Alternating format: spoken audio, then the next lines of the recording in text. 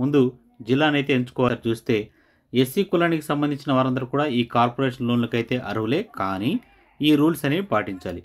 ఇది ముఖ్యంగా ఎవరైతే ఎస్సీ కులాల్లో చెంది ఉన్న యూత్ ఎవరైతే ఉంటారో వాళ్ళకి నిర్దేశించి తీసుకొస్తున్నది ఈ లోన్స్. ఆంధ్రప్రదేశ్ నివాసితులే ఉండాలి, తప్పనిసరిగా ఇవ్వడం జరిగింది. వాటిలో కొన్ని మీకు చూపిస్తున్నాను. మెడికల్ షాపులకి, మెడికల్ ల్యాబులకి, ఎలక్ట్రానిక్ బ్యాటరీ ఛార్జింగ్ యూనిట్లకు, ఎలక్ట్రానిక్ ఆటోలకు, అదేవిధంగా 4 వీలర్ ప్యాసింజర్ కార్లకి, గూడ్స్ ట్రక్కులకి, వీటికైతే ప్రస్తుతానికి లోన్స్ అనేవి ఇవ్వనున్నట్లయితే ఇక్కడ మనకి తెలుస్తుంది. ఇంకా కొన్ని యాడ్ అవుతాయి, అవి కూడా త్వరలో మనం చూద్దాం. ఇక కావాల్సిన డాక్యుమెంట్స్ అనేవి కూడా మీరు తెలుసుకోవాల్సి ఉంటుంది. తప్పనిసరిగా ఈ డాక్యుమెంట్స్ ఉంటేనే మీరు ఈ ఎస్సీ కార్పొరేషన్ లోన్స్కి అప్లై చేసుకోవడానికి అయితే ఎలిజిబుల్, లేకపోతే మాత్రం మీరు ఎస్సీ కార్పొరేషన్ లోన్కి అయితే అప్లై చేసుకోవడానికి అయితే అవ్వదు. సో ఆ డాక్యుమెంట్స్ ఏంటనేది ఒకసారి చూద్దాం.